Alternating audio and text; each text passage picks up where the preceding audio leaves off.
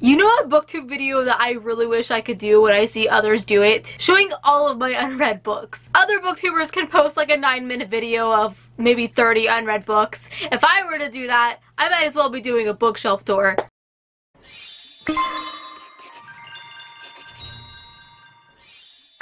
Hi everyone, my name is Holly, and in today's video I am going to be doing my February TBR. So it is month 2 of my reading challenge where I'm trying to conquer all of my completed unread series. We are continuing this journey by reading one adult fantasy trilogy, one YA fantasy duology, and one middle grade trilogy. We are literally going down the slope of genres. A little bit ambitious, but I feel like I can't extend some of these sequels into March, but I feel like I can do it. I may read more, I may read less, but you'll have to find out in my February wrap-up at the end of the month. So let me show you what I'm working with. So the adult fantasy that I am talking about, and you may already know what it is if you're following me on Instagram, and that is the Next First Law trilogy, which consists of Best Served Cold, Book 1, The Heroes, Book 2, and Red Country, Book 3. Technically, Book 4, 5, and 6, actually. I am ready to continue my adventure within the First Law universe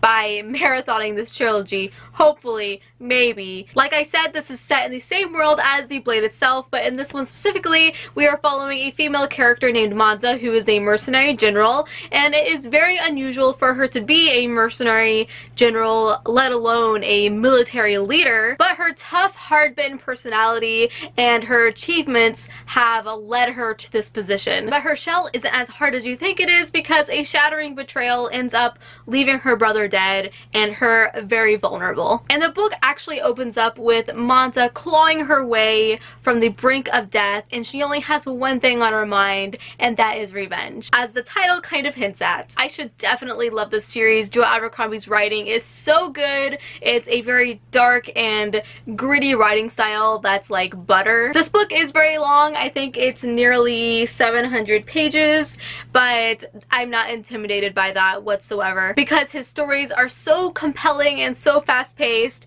and they always follow kind of like a quest format, and I expect this one to be no different. It's Joe Abercrombie, people. He can do no wrong. Now, I might be making a horrible mistake going from one of my favorite authors to an older YA fantasy that is built upon romance, blah. And if I don't like the first one, then I won't force myself to read the second. But that is The Wrath and the Dawn by Renee Ahdieh, and I'm including the sequel, The Rose and the Dagger. One of my really good friends from Instagram read this and really enjoyed it, and I'm the type of person where if you tell me to read something, I probably will, and she reads and loves adult fantasy as well, so if she enjoyed this, maybe I will too. It gives me a little hope within my grimdark heart. This is a YA fantasy. I'm sure most of you have read it or most of you own it, but it came out in 2015.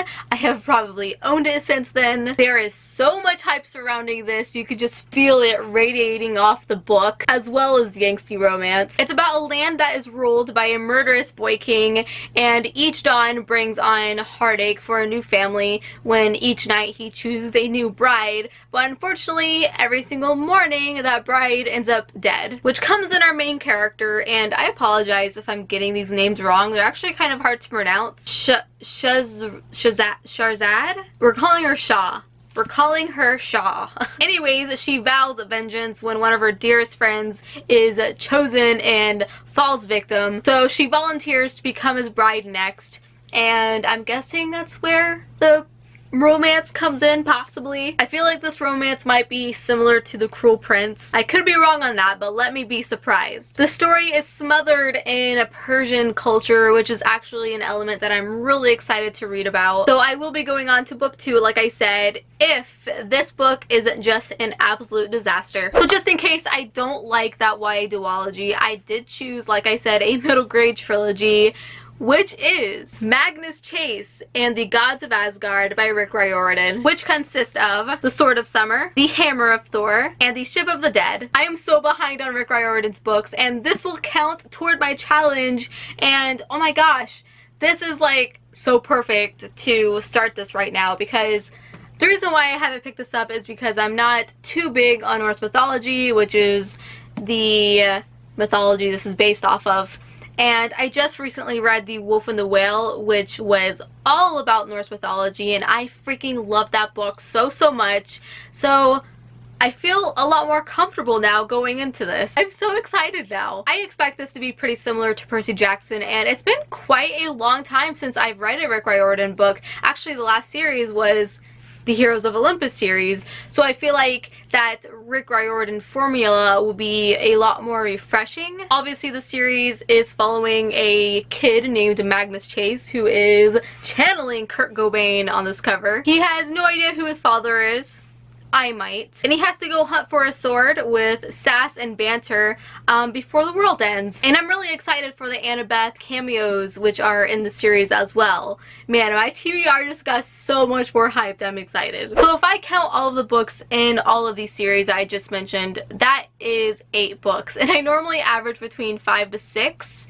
So this is definitely more on the ambitious side. But like I said, maybe some of these will be moved into March, but if I start on them this month, I'll be happy about that. But hey, you never know. A wizard might grant me like a level 100 reading speed. Alright, so that is it for this video. I hope you enjoyed. Tell me down below in the comments at least one book that you really want to get to in February, because I would love to know what you guys are up to. Go ahead and give this video a big thumbs up because it helps me out so much. And don't forget to subscribe. I upload videos every single week. Go ahead and follow me on Instagram at HollyHeartsBooks and on Twitter at HollyNiece. And until we meet again, happy reading. Yeah, after seeing all of the books together in a pile, I don't know if I'm going to be able to read all these, but I'm sure going to try.